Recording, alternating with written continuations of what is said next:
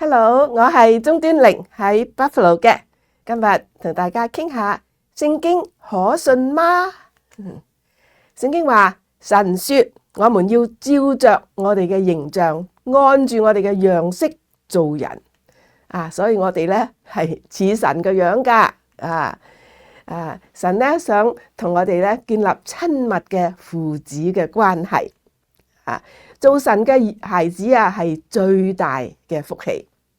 所以聖經講咧，神係創造人唔係話創造嘅馬騮就變成人，唔係直接係創造人嘅但係我哋細個咧就讀過北京猿人喎意思咧就係由猿就進化變做人咁中間咧呢個圖有4個就稱為猿人，呢叫中間體，就係畫出嚟嘅總係缺失或虛構進化論咧主要係達爾文講嘅就話有一個單細胞一個細嘅生物變就變咗各樣嘅植物同埋動物，但係咧佢冇考慮第一個生物體係點樣形成嘅，科學無法解釋非生命如何轉化成為生命基因咧就 DNA 啦，係一個分子裏邊咧嘅結構咧就係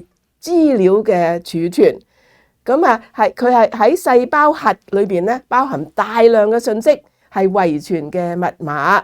就每個生物植物好動物好都有佢嘅 DNA， 不同人有不同 DNA 所以非常多嘅數字信息，以至咧需要無限嘅算法。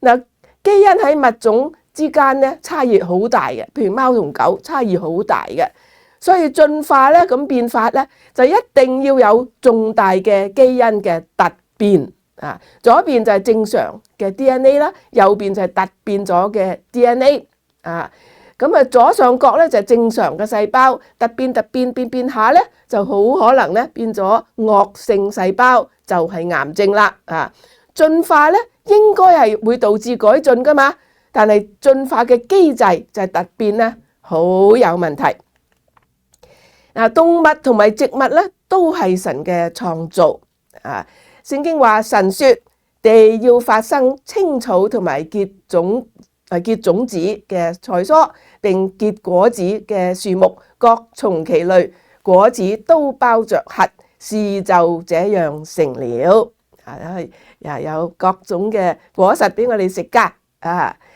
植物咧係最早被創造出嚟嘅生物，呢個係聖經幾千年前已經寫咗出嚟，但係而家嘅科學咧就係咁話係相符嘅啲植物咧有一樣嘢好犀利嘅，就係有光合作用，即係喺光之下咧啲二氧化碳同埋水咧咁吸收咗咧就咧有個化學作用就變咗氧氣，所以咧植物就係吸收二氧化碳釋放氧氣嘅咁啲動物咧好似魚雀仔人咁咧都係吸收氧氣呼出二氧化碳嘅，啱先相反，所以啱好所以咧神喺創造動物之前咧創造咗植物咧係好有意思嘅魚同埋雀仔咧係神最早創造嘅動物，呢個係聖經幾千年前已經咁寫噶啦而家嘅科學咧係相符嘅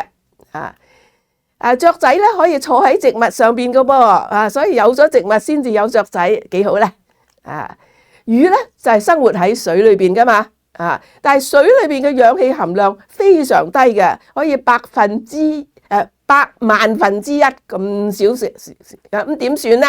咁魚咧就開口灌水咁一味灌唔得噶，要排翻出嚟噶。咁佢開口咧就啲水入嚟啦。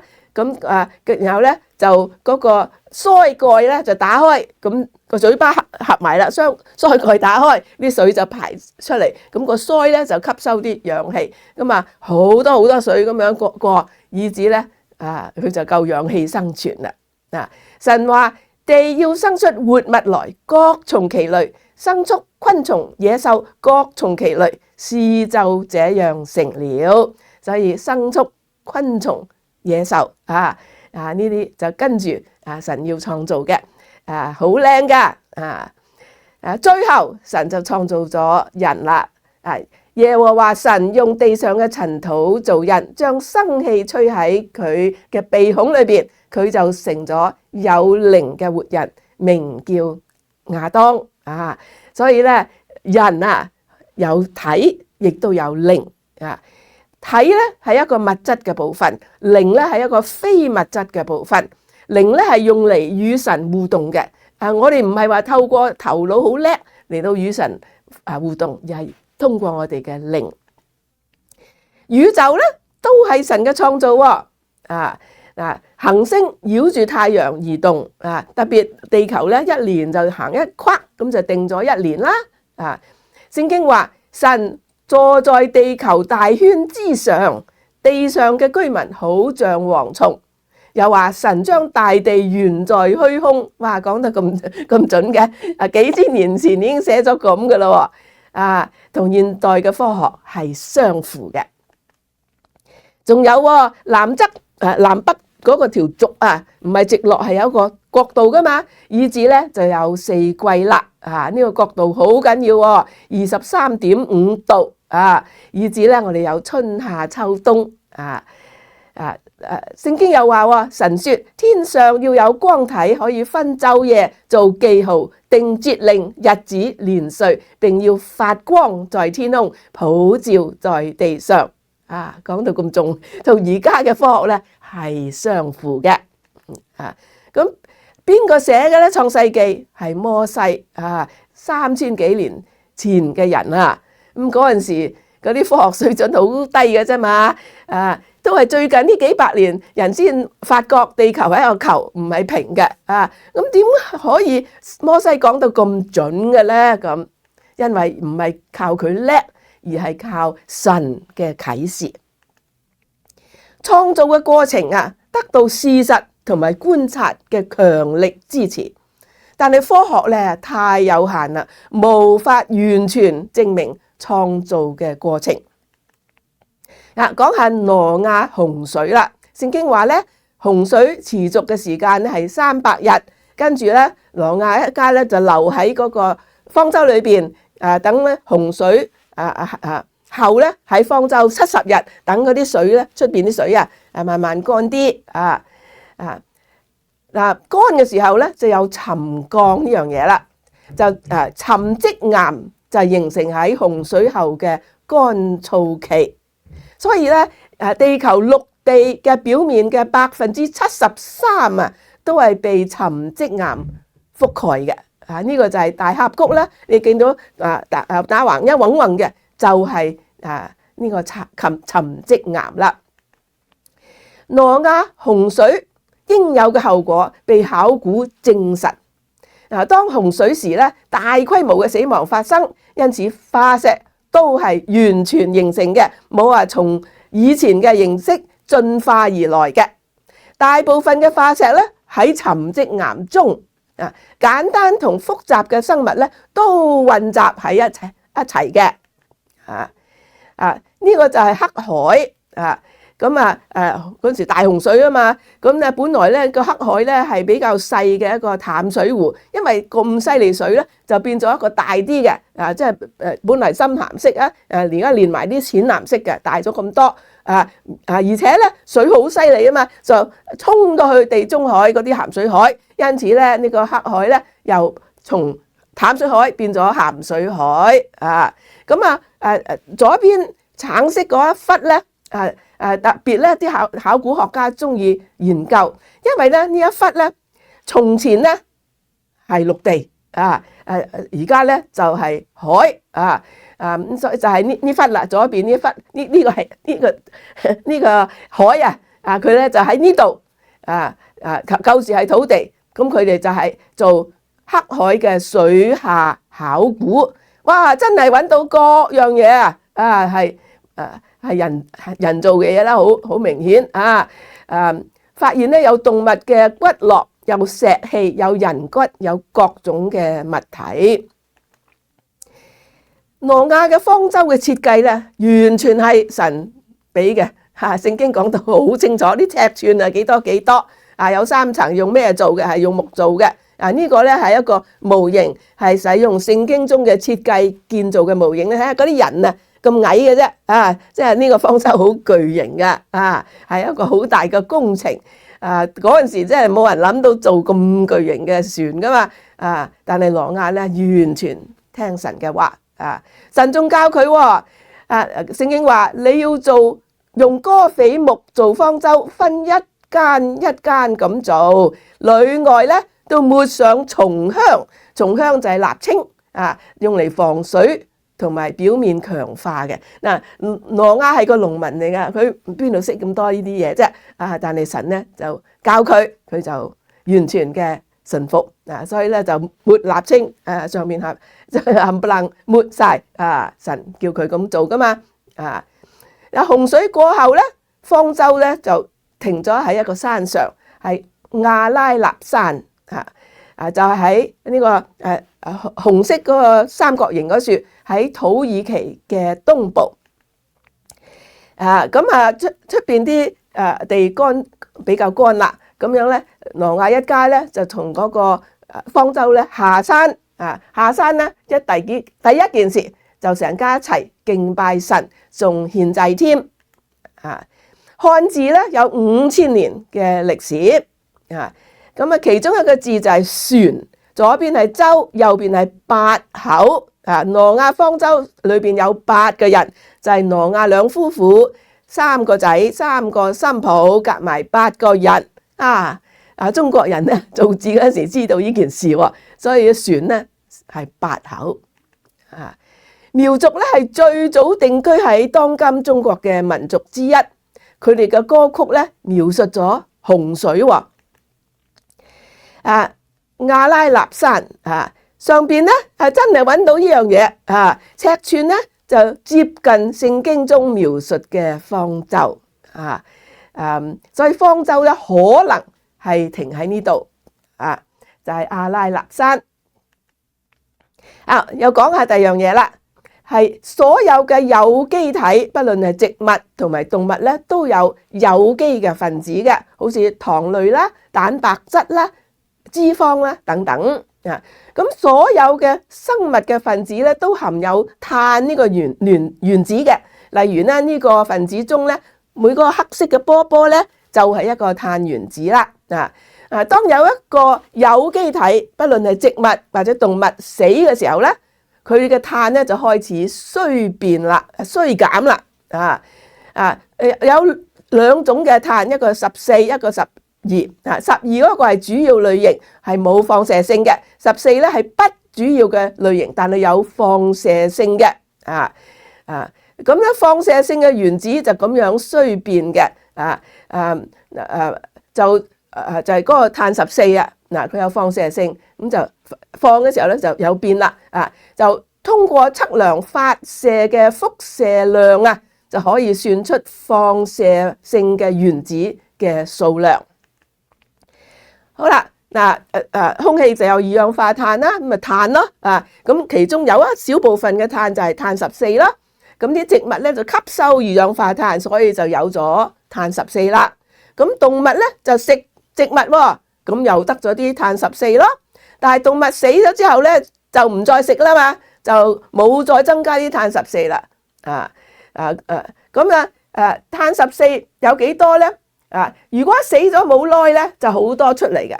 但係如果死咗好耐以前就輻射好少啦。呢個咧就係剩餘嘅碳14同年日嘅相比。半衰期咧，即係話咧呢個碳14冇咗一半。咁碳14嗰個半衰期就係5730年。一個半衰期就冇咗一半。10克變咗5克，第二個咧又冇一半，5克變2.5克咁樣。咁死後植物同食物都唔再獲得更多嘅碳啦，就透過測量剩餘嘅碳14嘅數量咧，就可以估計呢個生物體喺多長時間前死嘅。呢個咧就係一樣咁，即係但係到咧10個半衰期，即係57000年。你睇下。差唔多零嘅，到即係唔使57,000年啊，之前已經係相當係零噶啦所以咧57,000年即係冇嘢睇冇嘢睇，你點量咧咁？所以有啲報道咧話，哎呀100萬年啦冇可能嘅冇嘢睇嘅探測年嘅困難，超過1萬年，特別係超過5萬年咧，係非常不準確仲有污染啦又有計算年齡咧，就需要比較樣本中嘅碳14含量與開始時嘅碳14含量，但不足夠知道開始時有多少碳14。仲有咧，碳14同碳12嘅比例因時間同地點係不同嘅。燃燒煤就會產生二氧化碳啦。咁核子試驗咧就增加咗喺大氣中嘅碳14。呢個咧就係喺印度尼西亞爪哇嗰處掘到嘅骨頭稱為猿人據報道咧，距今係117000年前嘅好耐喎係根據對同一個骨床上嘅動物化石進行定年，以及對周圍土地形態嘅定年，即係咧測下周圍嗰啲土地啲沙石有幾耐就當如咧啲沙石有幾耐，就等於呢個骨頭有幾耐啦。咁所以假設化石同附近嘅岩石具有相同嘅年齡，咁點解有咁嘅假設嘅咧？就係因為咧呢個考古層嘅概念上邊咧現代嘅地面咧越深就越老，就假設就係同一層就同一個歷史時期，但係咧挪亞洪水啊嘛，咁好犀利水啊嘛，沖到周圍都係啊嘛，啲骨頭啲石沙全部沖亂晒龍，咁你點可以話同一個層側邊嗰啲沙泥咧就係同嗰個骨頭差唔多嘅歲數咧？我同我先生咧就參觀過西安博物館，嗰度咧就陳設咗一個骨頭，就稱為猿人。我就問下嗰個導遊啦，點解叫佢做猿人啊？佢話好老噶咯，咁即係猿人就係好老啦，好老就即係猿人啦。呢個咧係循環嘅推理。好啦，聖經又話神說要有光，就有了光。第一個步驟創造嘅就係光。光咧係一個波，光咧係以一定嘅速度傳播嘅，因此時間就有定義啦。仲有咧因為光有個速度咧，就距離同埋空間咧都有咗定義啦。我哋話月球係1.3光秒就咁定咗呢個距離空間啊嘛。仲有光係一種電磁波因此咧就引入咗能量啦。光咧體現咗時間、空間同埋能量。神第一天創造光係好有意義嘅。聖經話神說要有光，就有了光。就講就得噶啦，唔係話要點樣呢樣溝嗰樣點樣到光，唔係神說佢嘅話語係好有能力嘅。中國嘅字咧造造咧有個告喺入邊噶嘛，告咧即係講嘢你造就係創造啦，創造咧係有講嘢嘅。聖經又話耶穌醒了，斥責風向海說：住了吧，靜了吧，風就止住，大大地平靜了。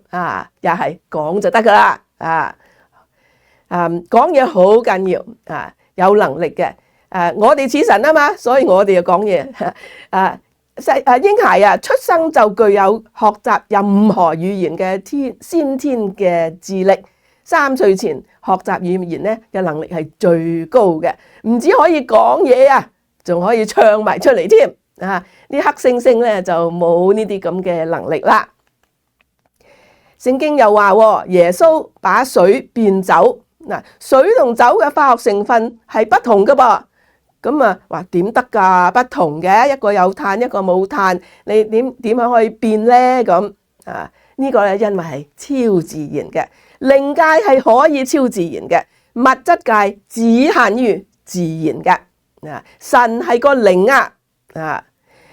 耶穌咧趕走附喺男孩身上嘅魔鬼，呢個係靈界嘅工作。科學考慮物質界，但不能考慮靈界，亦不能考慮超自然嘅力量。即係耶穌把水變酒，呢個係超自然嘅。耶穌斥責風，平靜風浪，呢個亦都係超自然嘅。耶穌嘅母親處女懷孕係超自然嘅。耶穌復活係超自然嘅。耶穌趕走附喺男孩身上嘅魔鬼係超自然嘅。神話要有光就有光，係超自然嘅。物質守恒定律，即係咧個物質嘅數量咧係唔變嘅。譬如咧呢個煤你燒佢開始幾多克，完咗又係幾多克，你就要吸住佢，等緊出嗰啲氣體咧唔走，咁咧就原本100克，收尾又係100克，即係唔轉嘅。能量亦都係守恒定律。即係你個單車咁上，你就需要入啲能量啦。落波又出翻啲能量，咁就係咧就係唔轉啦。開始同收尾一樣。愛因斯坦咧就話能量同物質係等價嘅。因此咧就不只係物質自己同能量自己，而係兩個加埋都係守恒嘅。宇宙中物質同能量嘅總量係恒定嘅。佢哋既不會被創造，也不會被毀滅，無中生有係不可能嘅。超自然力量先至可以繞過呢個自然嘅法則，所以宇宙嘅起源咧必涉及超自然嘅力量。神蹟好似醫病趕鬼咧，必涉及超自然嘅力量。又講下預言啦。即係咧未發生嘅事就先講咗出嚟。聖經有好多嘅預言被應驗咗。預言以色列被巴比倫征服。巴比倫咧征服以色列喺公元前607年，並且擄走咗啲猶太人，擄去巴比倫。但係先知以賽亞咧喺擄走之前80年就做咗呢個預言。呢個地圖綠色嗰度咧就係以色列啦，北邊咧橙色嘅就係巴比倫國啦。咁樣好強大，就食咗以色列啦。嗰個綠色嗰個冇咗啦，食咗佢啦。仲預言波斯會征服巴比倫。耶利米書話：這些國民要服侍巴比倫王70年，即係話你巴比倫咧咁架勢都係70年嘅啫。預言咗噶啦。以賽亞咧亦都預言波斯王居魯士將會征服巴比倫帝國。以賽亞咧喺居魯士出生之前150年就做出呢個預言。以賽亞書話：巴比倫素來為列國嘅榮耀，為加勒底人所矜誇嘅華美，必像神所傾覆嘅所多瑪、俄摩拉一樣。咁樣呢度波斯藍色嘅喺巴比倫嘅北邊，巴比倫係橙色嘅。但係咧波斯強大就食咗巴比倫啦。又一個預言就係預言以色列國復活。復國。耶和華說：日子將到，這城必為耶和華建造，不再拔出，不再傾覆，直到永遠。以色列國果然1948年係呢個國覆滅咗2000年之後復國。呢個以色列喺1948年呢忽淺綠色嘅土地，佢就復國啦。有一個預言就係耶穌喺邊度出生啊？大約喺公元前700年，即係大約喺耶穌誕生前700年呢，先知彌迦就將伯利恆呢個小村莊命名為以色列未來彌賽亞，即係耶穌嘅誕生地。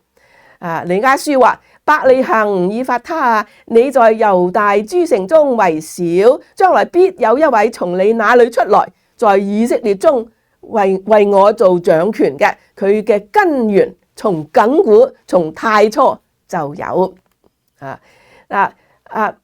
耶穌嘅父母咧就係住喺拿撒勒嘅，喺北邊啊。咁咧伯利恆喺南邊嘅，就相隔有大約70英里。咁點解會無啦啦走去伯利恆生耶穌嘅咧？咁原來咧嗰個該撒古士督，即係當時由羅馬帝國嘅皇帝咧，就下令對整個嘅羅馬帝國進行人口普查，要求人們前往祖籍地進行登記同埋納稅。當時咧瑪利亞已經身孕好重啦，但係都要咁因為約瑟咧佢個祖鄉下佢係大衛落嚟嘅，即係嗰條線嘅。大衛咧就係伯利恆嘅鄉下啊嘛，所以佢咧就要翻鄉下去伯利恆，要至少5日嘅路程。結果咧佢就去咗伯利恆，就啱先喺嗰處就生咗耶穌啦。又一個預言就係耶穌被出賣。喺公元前5世紀先知撒迦利亞就預言耶穌咧將會被出賣，係有30塊銀子出賣。嗰度佢聖經話撒迦利亞書話，於是他們給了30塊錢作為我的工價。耶穌嘅母親處女懷孕，呢個係預言嘅應驗。耶穌復活亦都係預言嘅應驗。我冇時間講咁多預言，太多啦。聖經嘅時間表有舊約有新約，舊約咧係基督前，新約咧係基督後。好多個預言就喺舊約嗰度寫晒出嚟。咁咧嗰啲應驗咧就喺新約嗰度寫晒出嚟。好多。呢度咧就係左邊就係預言啦。呢預言整出嚟，然後咧就喺右邊就係新約時代咧就應驗咗啦。點解會咁準嘅咧？冇話預言一樣嘢，第二樣嘢發生咗嘅咧？因為聖經都係神所默示噶，唔係話嗰個寫聖經嗰個人叻諗到出嚟，而係神俾佢資料，神默示，否則你點會咁準嘅啫？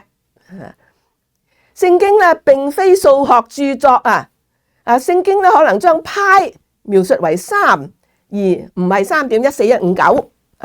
喺所羅門聖殿裏邊有一個大型嘅圓形嘅水池。聖經咧喺列王記上咧就描述佢嘅大小。呢個描述中咧就係將派描述為3嘅。呢個唔表示聖經錯，而係咧聖經唔係一個數學嘅著作啊嘛。聖經咧亦唔係一個科學嘅著作，聖經中冇化學公式，亦都冇科學嘅分析。但係咧包含嘅科學真理直到近代先至被人理解嘅。聖經咧仲包含咗跨越數千年嘅寶貴歷史，啲歷史咧非常真實，包括光榮嘅同不光榮嘅行為咧都記載喺個書。例如咧耶穌嘅祖先中有一位曾經係妓女嘅，都好誠實咁寫出嚟嘅。聖經嘅目的係要向神所創造嘅人類傳達神嘅信息。北京有個天壇裏邊咧有一個中間有個牌寫住皇天上帝，皇天就係最高嘅天，最高嘅上帝。中國人稱為天啊嘛，天咧嗰個字有個大，上面一個一，大真係好偉大啦。一就係一個，呢個就係上帝啦，好大，就一個啫。讀聖經咧要心存敬畏啊！最好咧讀聖經之前咧祈禱就有幫助嘅。希望咧認識更多神啊！我哋讀經希望認識神多啲，又希望咧從神得到智慧，因為神嘅智慧啊比我哋嘅智慧高好多啊！我哋仲希望啊神指引我哋嘅人生旅程啊！因為咧順應神嘅旨意啊，係會帶來有意義嘅人生。我哋仲希望知道自己離開呢個世界後啊，會去邊度呢？神嘅話係活潑嘅，係有功效嘅。所以聖經啊，同所有其他書籍都不同嘅。聖經啊，可以光照我哋嘅靈。神可以透過聖經嘅經文啊，同我哋溝通啊。同一節嘅經文重複閱讀咧，可能會帶俾我哋不同嘅啟發啊。所以唔好以為啊，通讀成本聖經咧就讀完啦，唔使再讀啦。咁唔係啊，聖經咧真係每一每句都係寶貴，係俾我哋隨時我哋當時需要嘅幫助啊。願你哋透過讀聖經咧，更加經歷神，願神祝福你。